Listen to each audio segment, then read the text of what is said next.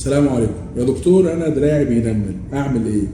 اول حاجه تفهم ان التنميل معناه التهاب في العصب، يبقى ده اول معلومه.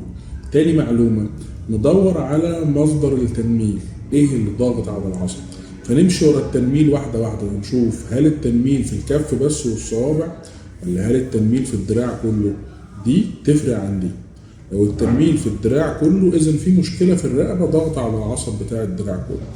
تاني حاجة، لو التنميل في الكف بس يبقى في مشكلة في مفصل الريست من هنا، هي دي اللي ضغط على العصب.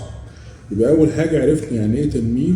تاني حاجة بنشوف إيه مصدر التنميل، هل التنميل غضروف في الرقبة، هل التنميل خنقة في العصب عند منطقة معينة يبقى المنطقة دي هي اللي ضغط عليه، ولا هل التنميل ده حاجة عامة في الأعصاب الطرفية كلها، سببها مرض زي السكر على سبيل المثال.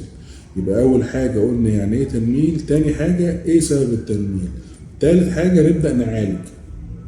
لو المشكلة في السكر يبقى مع دكتور السكر يظبط لك السكر بتاعك. لو المشكلة في الرقبة أو المشكلة في خنقة العصب عند مفصل معين زي الريست اللي هو الأشهر، الكاربال تانل أو اختناق العصب الأوسط، يبقى ساعتها نتعامل معاه بالقاعدة الجراحية إن العملية حل ممتاز للمشاكل اللي ملهاش حل. إذا عمرنا ما هنبدأ بالعملية، نبدأ الأول بالعلاج الدوائي، نبدأ بالعلاج الطبيعي على الرقبة، نبدأ بإن احنا نقعد في أوضاع مظبوطة، بلاش وضعية القتب، بلاش القعدة لفترات طويلة أو مسكة الموبايل بالساعات. وأحب أطمنكم إن أغلب العيانين اللي بشوفهم بيلتزموا على التعليمات دي بيتحسنوا من غير عملية وبتنتهي المشكلة للأبد. أرجو إن الفيديو كان مفيد ليكم، افتكروا دايما إن الأمل موجود. سلام عليكم.